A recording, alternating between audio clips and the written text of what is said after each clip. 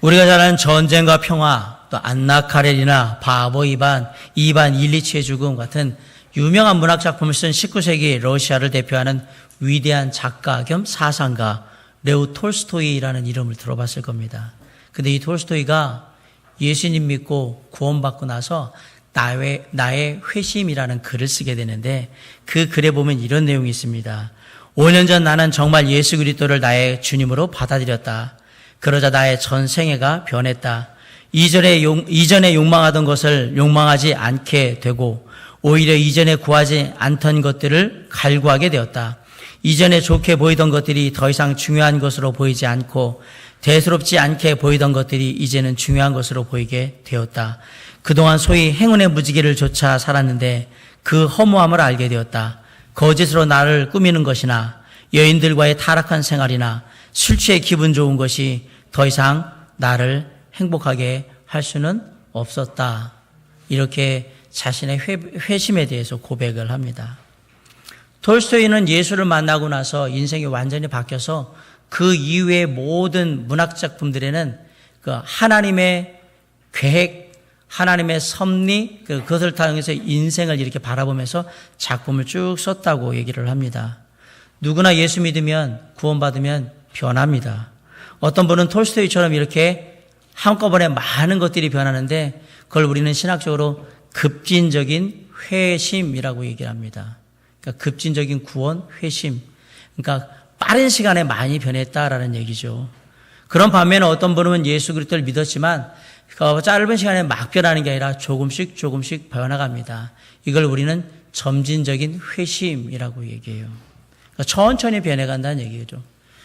뭐 급진적이든 점진적이든 중요한 건 그게 아니고요. 구원받으면, 거듭나면, 중생하면 반드시 변한다는 사실이에요. 지난주에 저는 구원받으면 일어나는 몇 가지 변화 중에 두 가지를 먼저 말씀드렸습니다. 첫 번째로 구원받으면 체험적인 변화가 우리의 삶 가운데 있는데, 구원은 단순히 생각이나 사상이 아니라 실제의 내 삶의 체험이다라고 말씀드렸습니다. 어떤 분은 예수를 믿는데 생각으로만 믿는 분들이 있어서 그렇게 하다 보니까 가슴에 와 닿지도 않고 마음에 어떤 변화도 없고, 그러니까 가정생활이나 직장생활이나 교회생활이나 별반 다르지 않는 이전과 비슷한 삶을 계속해서 산다고 했습니다. 그 사람은 체험, 바꿔 얘기하면 자신이 직접 겪어보지 않았기 때문에 변화가 별로 없는 거다라는 얘기예요. 그런 사람들은 예수 그리스도를 경멸하고 예수 그리스도를 믿는 자들을 잡으러 갔다가 다메섹 도상에서 예수 그리스도를 만남으로 말미암아 그 삶이 바뀌게 된 사도 바울과 같은 직접적인 삶의 구원의 체험이 꼭 필요하다라는 얘기를 말씀드렸어요. 단순히 교회에 나오는 것 이상, 단순히 신앙생활을 하는 것 이상의 우리의 영이 다시 태어나는, 다시 살아나는 사건, 그 체험이 우리에게 반드시 필요하다라고 말씀드렸습니다. 그렇게 우리의 영이 다시 살아날 때에 우리는 사도 바울처럼 우리가 십자가에 못 박혀 그리스도와 함께 죽었다고 고백하게 될 것이고, 그것이 그냥 생각이 아니라 진짜 내가 십자가에 못 박혀 죽으신 것 같은 그런 체험으로 다가오게 될 것이며, 그 체험을 통해서 우리는 사도 바울처럼 내 안에 이제 사는 것은 우리 주 예수 그리스도 하나님의 아들께서 사시는 것이라고 그렇게 고백을 하게 될 거라고 말씀드렸습니다. 그러므로 모든 구원받은 자에게는 갈보리의 십자가의 체험이 있는데, 구원받은 자의 변화 가운데 분명한 이러한 체험적인 변화가 있기 때문에 우리가 그 갈보리 십자가의 체험이 우리의 삶의 생각이 아니라 직접적인 체험이 되어서 하나님께 고백할 수 있어야 한다라고 말씀드렸습니다. 내가 달려야 될 그 십자가, 그 십자가를 하나님이 인간의 몸을 입고 이 땅에 찾아오셔서 나를 사랑하셔서 끝까지 나를 포기하지 않으시고 나의 죄를 대신 지시고 십자가에 달려 물과 피를 다 쏟으심으로 말미암아서 우리를 하나님의 자녀 삼으시고 우리를 구원하시는 그 놀라운 십자가의 대속의 은혜가 내게 직접 체험되어야 된다. 그 십자가는 내가 져야 되는 십자가였는데 주님이 나를 대신하여 지셨다라고 우리가 직접 체험하며 고백할 수 있어야 한다. 구원받은 자에게는 반드시 이러한 체험적인 변화가 있게 된다라고 말씀드렸어요.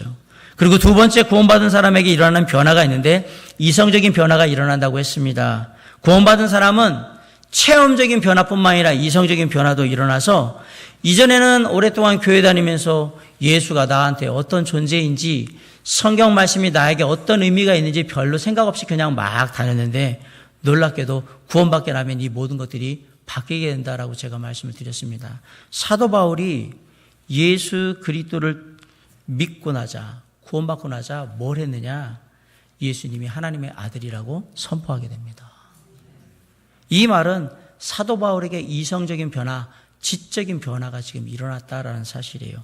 사도 바울이 알고 있던 예수가 바뀌었다라는 얘기죠.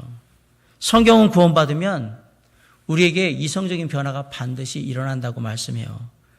구원받기 전에는 그냥 예수님이 좋은 분, 4대 성인 중에 한 분, 좋은 말씀 성경에 나타내신 분, 이 정도인데 구원받고 나면 그것이 변해서 예수님이 나의 죄를 위하여서 내 대신 십자가에 달려 죽으심으로 말미암아 나를 구원하신 하나님, 나의 구원자로 이렇게 이성적인 변화, 지적인 변화를 이루게 된다라고 말씀드렸어요. 그리고 놀랍게도 구원받으면 성경을 읽을 때 성경이 새롭게 이해가 되는 거예요. 제가 이 얘기를 드렸죠. 성경에서 하나님만 빼면 세상에서 이거보다 더 좋은 책, 고상한 책은 없다고. 정말 성경은 좋은 책입니다. 하나님만 딱 빼면 정말 놀라운 얘기들이 많이 나와 있습니다. 부담도 하나도 안 되고 교양을 쌓았는데 정말 도움이 많이 돼요. 그러나 구원받고 나서 성경을 보면 성경이 그렇게 보이지 않아요. 성경에 있는 모든 말씀들은 다 나를 향한 말씀으로 그렇게 이해가 됩니다. 예수 그리스도 중심으로 십자가의 은혜가 그 성경에서 나타나기 시작해서 창세기부터 계시록까지 그 말씀을 읽을 때마다 나를 향한 하나님의 그 크신 사랑과 은혜가 말씀 속에서 내게 임하는 것을 우리는 구원받은 후에 성경을 읽을 때 경험하게 된다는 거예요. 그래서 성경에서 나오는 말씀 중에 나를 향한 말씀이라면 우리가 거기에 줄을 치고 그걸 기억하고 암송하고 또 묵상하고 이렇게 설교를 듣다가 이 말씀이 나를 향한 하나님의 말씀이구나 생각하면 아멘 하고 대답하면서 내 마음 가운데 새기고 또 때로는 정말 그 말씀에 감동받아서 눈물을 흘리기도 하고 그렇게 하는 이유는 구원받은 다음에 성경을 보는 시각이 바뀌었기 때문에 그래요. 성경을 읽으면 읽을수록 정말 주님이 나한테 어떤 분일까 너무너무 알고 싶어서 이 사람 저 사람한테 물어보고 성경 공부도 하고 계속 그렇게 하는 거예요. 예수님이 나의 하나님이시며 성경이 나를 향한 하나님의 음성이기 때문에 더 알고 싶고 더 읽고 싶고 더 듣고 싶고 더 배우고 싶은 겁니다. 구원받으면 이런 이성적인 지적인 변화가 있게 되는데 그냥 좋았던 예수님이 나의 구원자가 되시고 그냥 좋은 책이었던 성경이 나를 향한 하나님의 음성을 구구절절히 적어놓은 하나님의 사랑의 편지이자 또 나를 향한 귀한 가르침이라는 것을 깨달아 알게 된다. 구원받으면 이렇게 예수 그리스도와 성경에 대한 나의 생각의 이성적인 지적인 변화가 있다라고 말씀드렸습니다. 오늘 세 번째 구원받은 사람에게 있는 변화가 있는데요. 관계의 변화가 일어납니다. 사람은 사회적인 존재입니다. 이 말은 뭐냐면 어떤 사람이든 그 사람은 어딘가에 소속되어 다 살게 되어 있다라는 얘기입니다. 작게 얘기하면 가정, 좀 크게 얘기하면 학교나 직장, 또 어떤 부분에서 우리가 좋아하는 동호회, 어떤 모임 속에 이렇게 사람은 사회적인 존재예요. 사회적인 존재이기 때문에 사람들과의 관계 속에서 모든 것을 다 이루어요. 혼자 있으면 사회적인 존재가 아니죠. 사람이 사회적인 존재라는 건 늘 둘 이상과 함께 한다라는 얘기입니다. 옛날에 친구들하고 몰려다닐 때는 친구가 없으면 죽을 것 같고 그리고 같이 술 마시고 수다 떠는 사람들 없으면 세상에 무슨 재미로 사나라는 생각을 하게 됩니다. 그런데 구원받고 나면 그 친구들의 삶의 방향과 내 삶의 방향이 다르다는 걸 깨닫게 됩니다. 아멘? 그걸 알게 돼요. 그래서 그 다음에 이들의 삶의 방향이 나하고는 전혀 다르구나 라고 생각해서 그 사람들과의 관계를 지혜롭게 다시 세우기 시작하는 거예요. 그리고 나에게 주어진 구원받은 다음에 나에게 주어진 새로운 공동체에 소속되어서 교회라는 곳, 신앙이라는 곳 안에서 새로운 사람들과의 관계를 다시 만들어가기 시작합니다. 이게 구원받았다는 증거입니다. 구원받으면 반드시 관계에 변화가 일어납니다. 어떤 사람이 구원받았다고 얘기하면서 세상의 친구들을 그대로 두는 경우가 있어요. 저는 지금 예전에 알고 지내던 오랫동안 알고 지내던 사람들과 다 관계를 끊고 이제 그만 연락하라고 말씀드리는 게 아닙니다. 내가 구원받고 보니까 너는 죄인이야. 너는 죄악된 인간이야. 이 추악한 인간들하고 있으면 내가 죄악을 범하게 되니까 다 끊어버려야지. 이 나쁜 사탄 마귀의 자식들아. 이렇게 하시면 안 됩니다. 이거는 잘못된 신앙이고 아주 미성숙한 신앙입니다. 이전에 만나던 친구들을 계속해서 만나시고 관계를 유지하셔야 합니다. 그럼 만나서 뭘 하라는 얘기냐? 관계를 다시 설정하라는 얘기입니다. 바꿔 얘기하면 같이 하던 일 중에 하지 말아야 될 것과 같이 해야 될 것들을 이제 잘 구분하셔야 된다는 얘기입니다. 그게 구원받은 자들이 해야 하는 일인 거예요. 옛날에 했던 것 중에 우리가 같이 할 수 없는 것들이 있어요. 그것들은 하지 말아야 해요. 그렇게 지혜롭게 관계를 재정립하는 것이 구원받은 자의 특징이에요. 잘 보세요. 이전에는 재밌었는데 친구들하고 막 그러고 재밌었는데 구원받고 나는데 그게 재미가 하나도 없어요. 정말로. 친구들하고 늘 놀러 가면서 그냥 이런 예전엔 일요일 날 되면 야 오늘은 어디 놀러 갈까 이렇게 생각했는데 이제 교회에 나와 있잖아요. 혹시 또 여기 앉아 있는데 야 빨리 일부 예배만 드리고 빨리 가서 애들하고 놀자라고 생각하면서 앉아 있고 야 이거 예배 시간 언제 끝나나 목사님 설교가 되게 긴데 이 시간에 저 막 에버랜드 가면 놀이기구를 몇 개를 더 탈 텐데 막 이런 생각을 하고 있거나 야 이거 우리가 낚시 동호회 가가지고 오늘 딱 어디 가가지고 그냥 이거 타면 이거 돔도 잡고 그냥 도다리도 잡고 이렇게 하면서 그냥 휘쳐가지고 그냥 지금 아주 열댓 마리는 잡았을 텐데 이렇게 생각을 하고 구원받았음에도 불구하고 이렇게 생각하고 있다?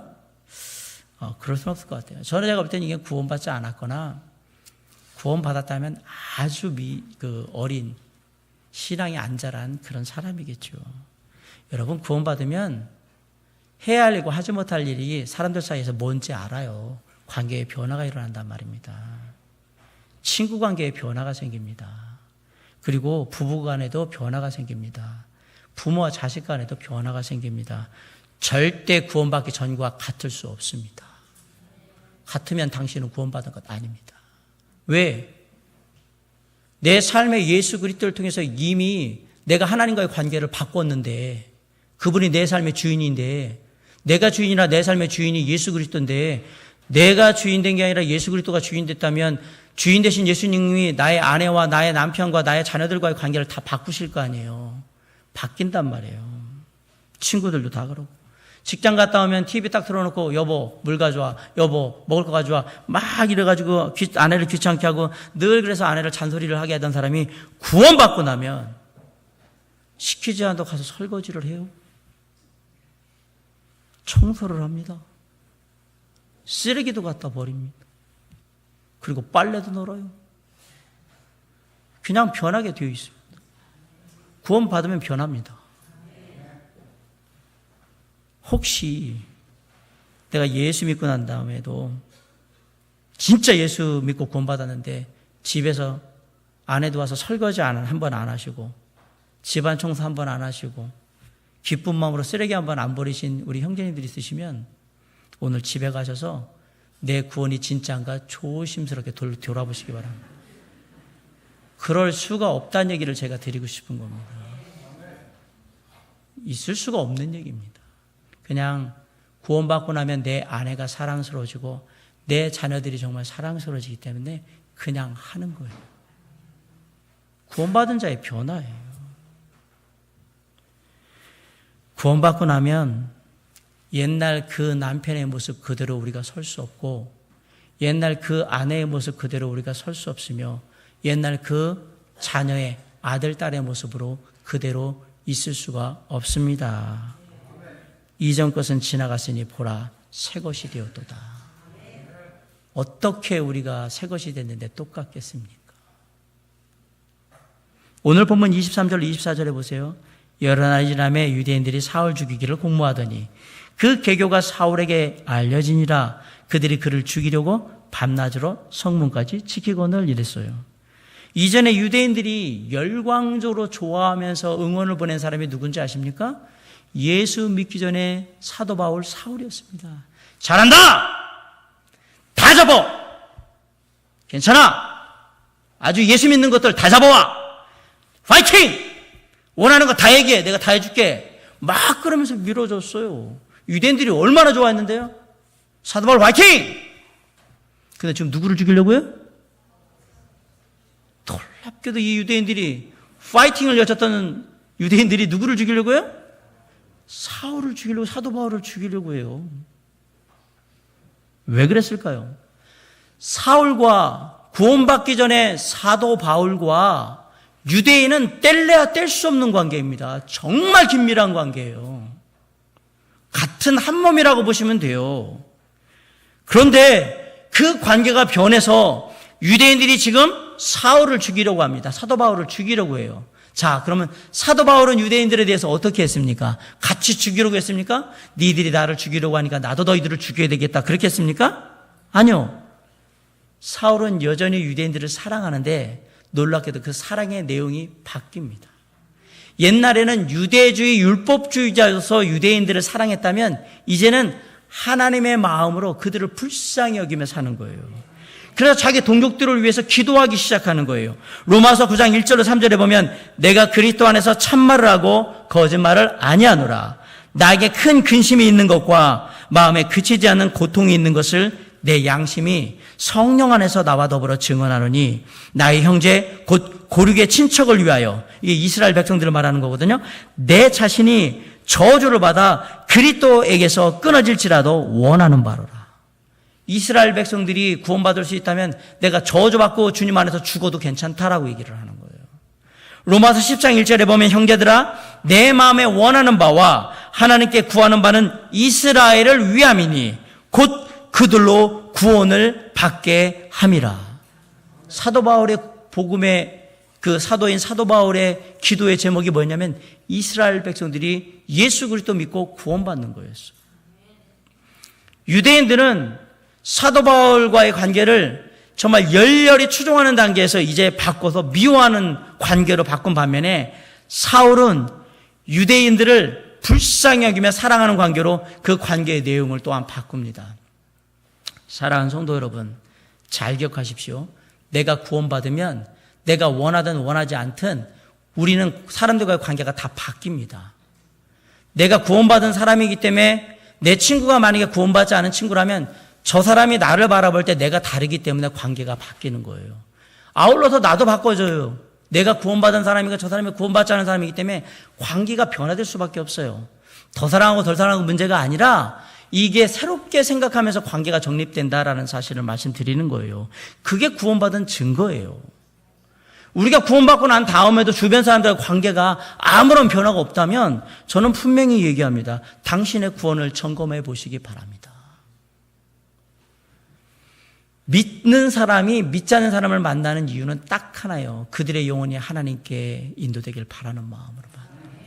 그래서 갖은 수모와 갖은 조롱과 비난을 다 참고 뭐 하는 거예요? 주님, 저 영혼이 하나님 안에서 하나님의 자녀로 구원받고 하나님의 풍성한 은혜와 축복을 누리는 삶을 살기 원합니다. 그래서 우리가 계속해서 만나는 거예요.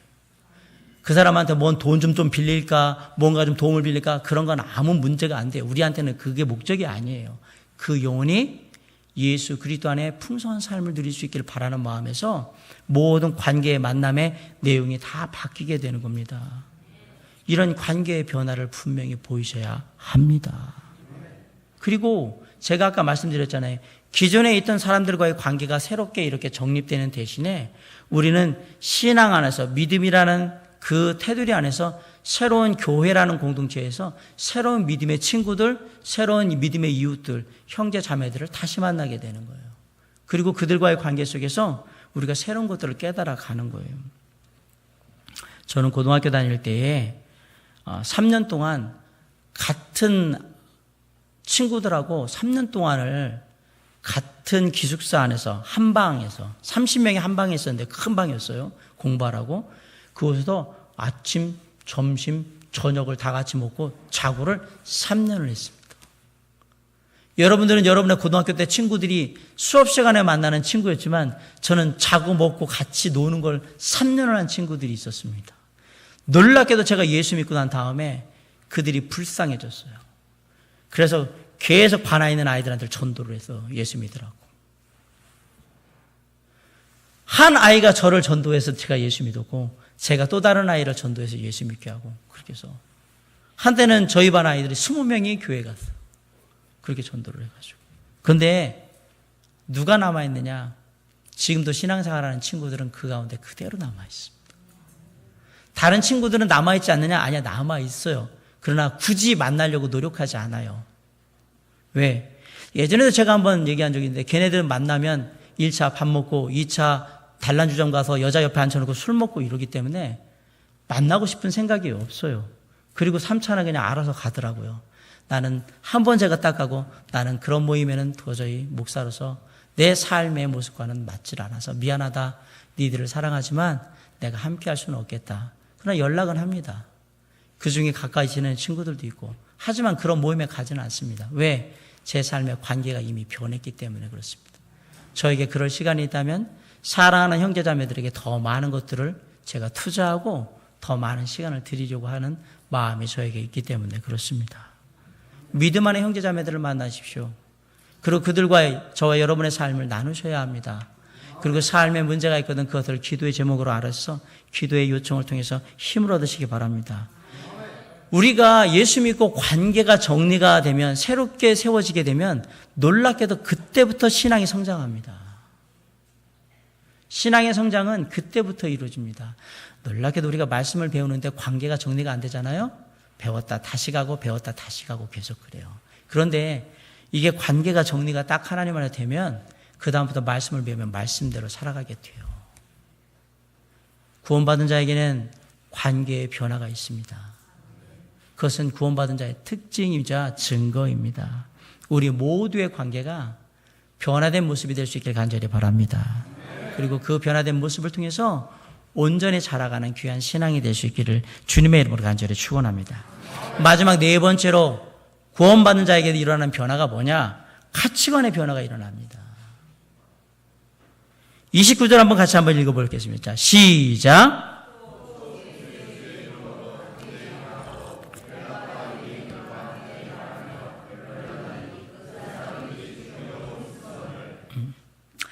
사도 바울이 얼마나 열심히 전도를 했던지 헬라파 유대인들이 신경이 쓰였어요. 앞에서 사도 바울을 죽이려고 했던 사람들이 누구였냐면 유대인들인데 헬라파 유대인들은 뭘까? 유대인들은 둘로 나뉘어요. 히브리파 유대인, 헬라파 유대인. 바꿔 얘기하면 히브리 지역에 살던 유대인, 그 다음에 헬라 이방 지역에 살던 유대인, 이렇게 둘로 나뉘어요. 바울은 어디에 소속되느냐? 바울은 정확하게 말하면 헬라파 유대인입니다. 바울은 헬라 말에 아주 능통하고요. 놀랍게도 로마의 시민권을 가진 사람입니다.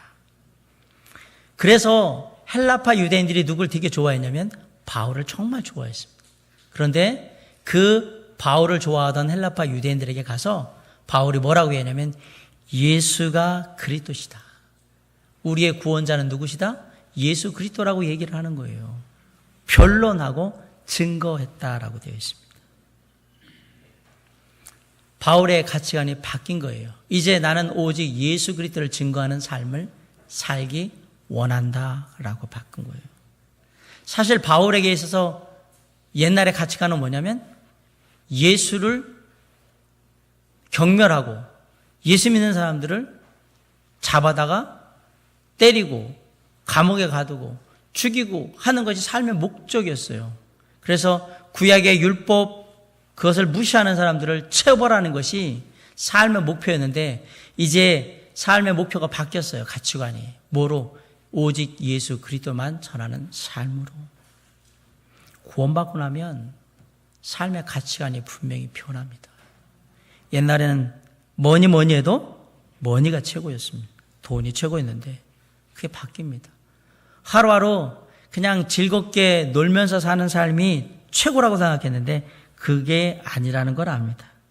높은 지위나 남을 누를 수 있는 권력을 가진 것이 정말 제일 좋다고 생각했는데 그게 아니라는 것을 알게 됩니다.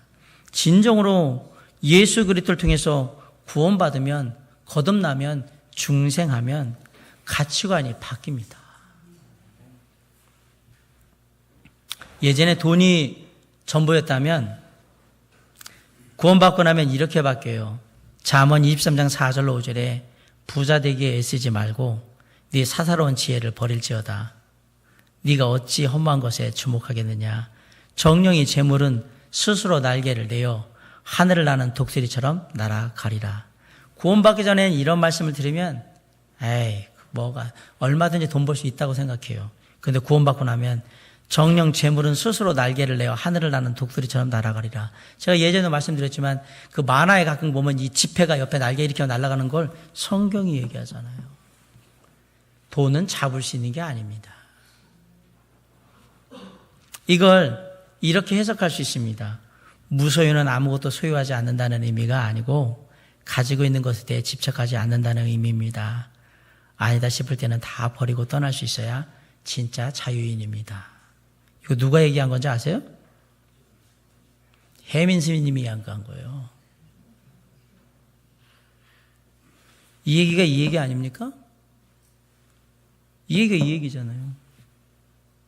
잠언 23장 4절 5절 얘기가 지금 혜민 스님 얘기 아니에요? 놀랍게도 혜민 스님 얘기면 감동, 명언. 잠언 23장 4절 5절 하면 그저 그런 하나님 말씀. 아니요. 구원받은 자는 가치관이 바뀌면 잠언 23장 4절 5절이 나를 향한 하나님의 말씀으로 기억됩니다. 혜민 스님 얘기가 나를 향한 하나님의 말씀이 아니라 잠언 23장 4절 5절이 바뀐단 말이에요. 제가 드리고 싶은 얘기가 왜 혜민 스님 얘기하느냐. 불교를 믿는 스님도 이 진리를 알아요. 그래서 세상을 버리고 돈을 버리고 우리가 잡으려는 험한 거 다 버리고 어디로 들어갔어요? 산으로 들어갔잖아요. 돈도 명예도 다 버리고 산으로 들어가서 바람같이 물같이 살겠다고 얘기하면서 불교가 말하는 인생관이 뭐예요? 인생은 공수래 공수거. 빈손으로 와서 빈손으로 간다. 이 말 부처가 얘기하기 훨씬 전에 욥기 1장 21절에 내가 모태에서 적신으로 벌거벗은 몸으로 아무것도 안 갖고 나왔고 또한 적신이 그리로 돌아가올지라. 성경 욥기 1장 21절 얘기하면 성경이 그렇게 얘기했나? 혜민 스님이 인생은 공수래 공손. 감동. 우리의 가치관은 그게 아닙니다. 성경은 놀라운 책입니다. 하나님의 말씀은 우리의 모든 걸 다 바꿉니다. 이 말씀을 보면서 우리는 진짜 빈 몸뚱이로 와서 빈 몸뚱이로 가는 거예요. 제가 늘 얘기하잖아요. 여러분 죽으면 가져갈 수 있는 게 아무것도 없어요. 아니 여러분이 가지고 싶다고 해서 가져갈 수 있는 게 없어요. 정말로.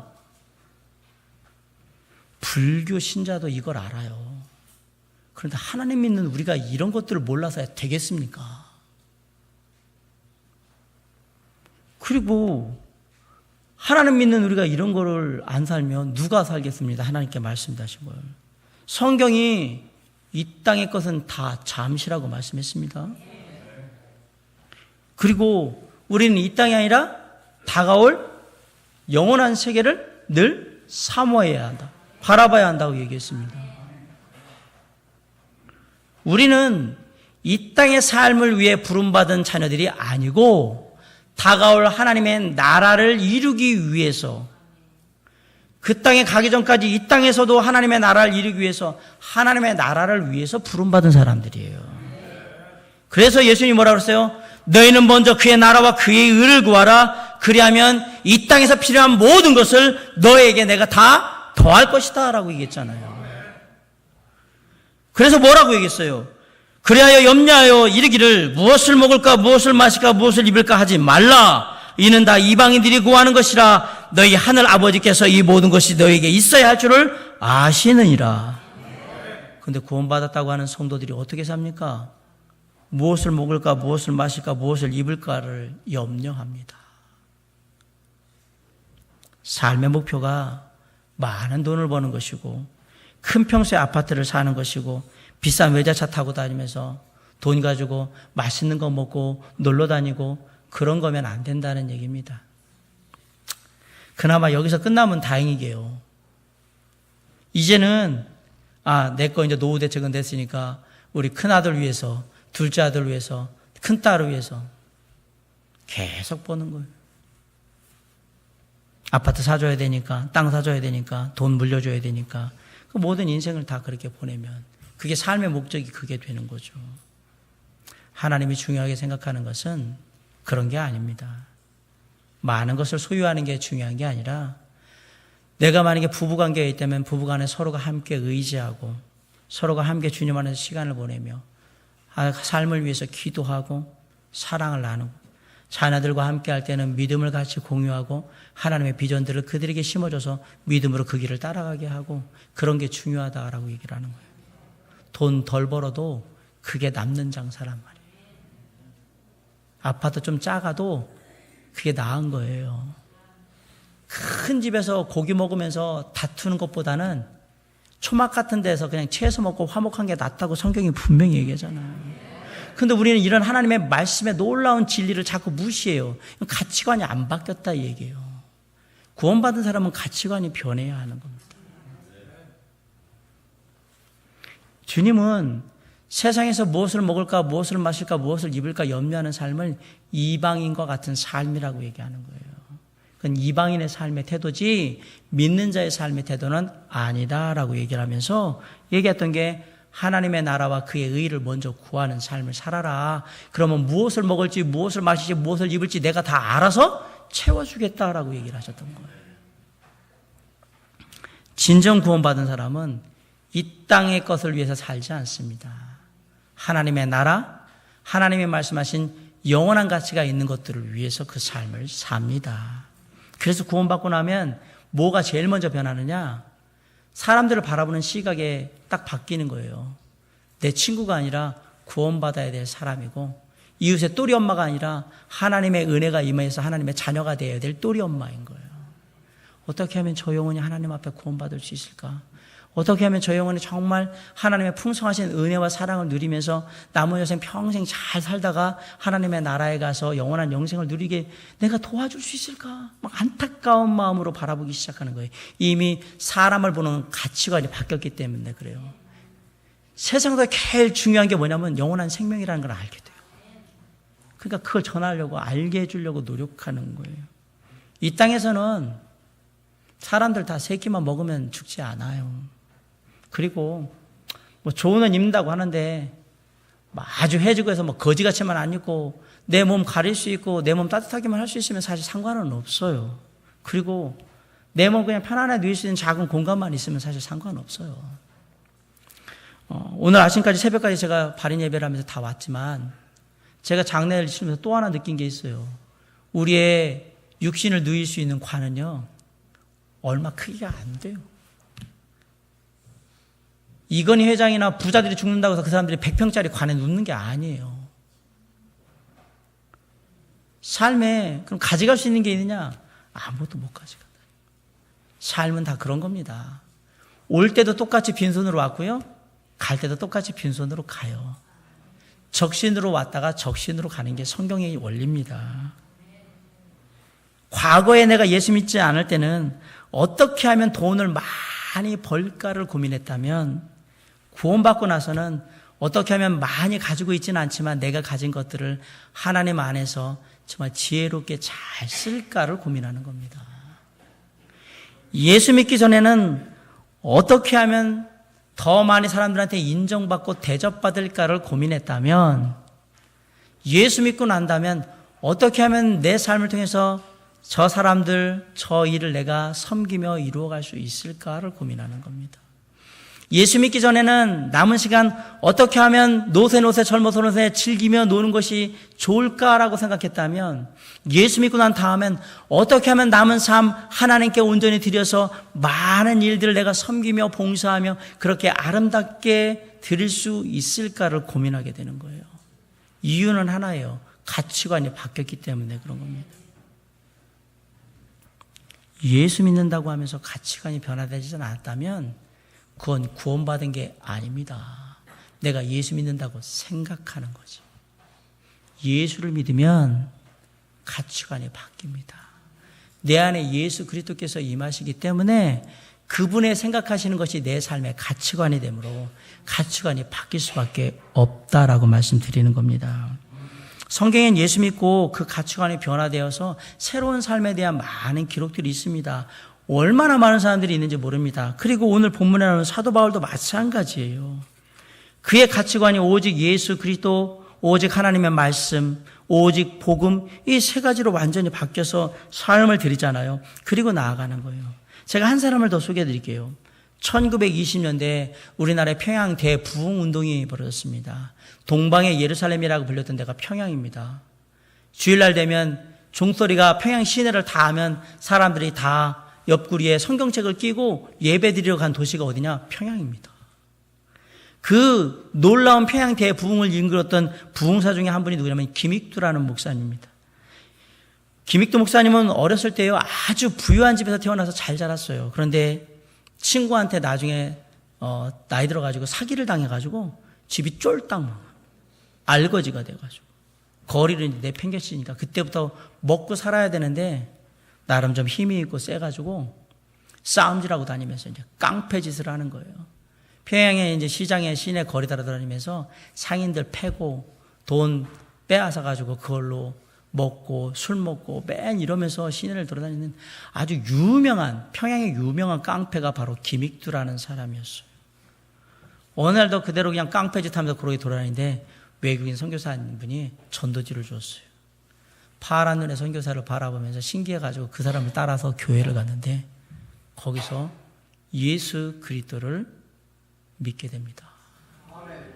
구원받고 그리고 하나님의 말씀을 계속해서 배우고요. 목사가 됩니다. 목사가 된 어느 날 주변에 자기가 아는 사람들한테 다 부고장을 돌렸어요. 김익두 사망이라고 해가지고 다. 그랬더니 평양 시내 상인들이 만세 김익두가 죽었다고. 그 XX 김익수가 죽었다고. 그러면서 막 기뻐 좋아하는 거예요.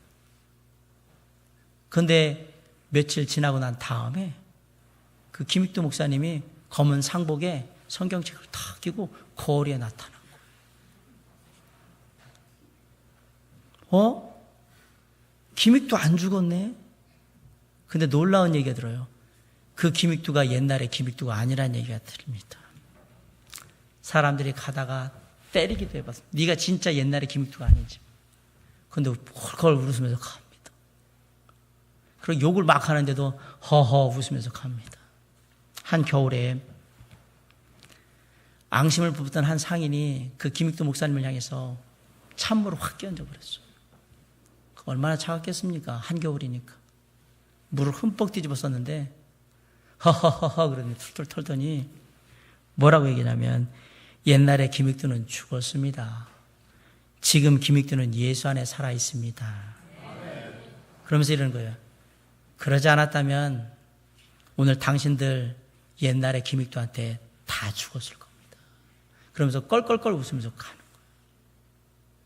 그 다음으로 사람들은 김익두란 사람을 깡패가 아니라 하나님의 사람, 목사 김익두로 그렇게 기억하기 시작했대요. 사랑하는 성도 여러분, 우리에게도 변화가 필요합니다. 5년이 지나고 10년이 지나고 20년이 지났는데 그래서 집사도 되고 목자도 되고 부사장도 되고 팀장도 되고 교사도 되고 우리의 삶에 그리스도인다운 구원받은 변화가 없다면 다시 한번 뒤돌아보셔야 합니다. 이왕 예수 믿을 거면 오늘 본문의 사도 바울이 보여준 것처럼 분명한 구원의 변화들이 날마다 우리 가운데 아름답게 일어나는 삶을 사시기 바랍니다. 사랑하는 성도 여러분, 지금 우리 안에 신앙의 뿌리가 어디에 있습니까? 우리의 신앙의 뿌리는 우리 주 예수 그리스도 안에 있는 줄 믿습니다. 예수 그리스도가 내 삶의 구원자이시고 내 삶의 주인이세요. 그렇기 때문에 우리는 그 주님에게 이렇게 기도해야 합니다. 주여, 제 안에 정말 살아있는 신앙의 체험이 날마다 넘치도록 역사하여 주시옵소서. 주님, 예수 그리스도에 대한 저의 생각이 성경 말씀에 대한 저의 생각이 분명히 변화되어서 나의 하나님 예수 그리스도, 나를 향한 하나님의 음성, 하나님의 말씀으로 내게 다가올 수 있도록 역사하여 주시옵소서. 주님, 구원받은 자로서 주변의 많은 사람들과의 관계를 주님 안에서 다시 새롭게 세우고 지혜롭게 행함으로 그들이 우리 주 예수 그리스도 하나님 앞에 나아옴으로 우리의 삶의 모습을 통해 복음이 전해짐으로 구원받은 놀라운 역사가 있기를 간절히 원하옵나니 관계의 변화를 이루어 주시옵소서. 주님, 제가 쫓았던 삶의 목표 전부가 이제 오직 예수 그리스도 그리고 그분의 말씀 그리고 오직 복음으로 우리에게 새겨짐으로 말미암아서 우리의 삶이 더 높은 하늘의 것, 영원한 가치관 안에 사는 삶이 되도록 이끌어 주시옵소서. 오늘 저와 여러분에게 구원받은 자다운 삶의 변화들이 새롭게 일어나시기를 간절히 바랍니다. 그리고 지금까지의 모습처럼 앞으로도 구원받은 자다운 그러한 삶의 변화들이 계속해서 지속적으로 이 땅의 삶이 다하는 그날까지 우리의 삶을 통하여 보여줌으로 말미암아 주변에 믿지 않는 영혼들이 우리를 통하여서 변화될 수 있는 귀한 계기를 갖고 이 땅에 하나님의 나라가 임할 수 있도록 삶에 영향력을 끼치는 저와 여러분이 되시기를 주님의 이름으로 간절히 축원합니다. 기도하시겠습니다.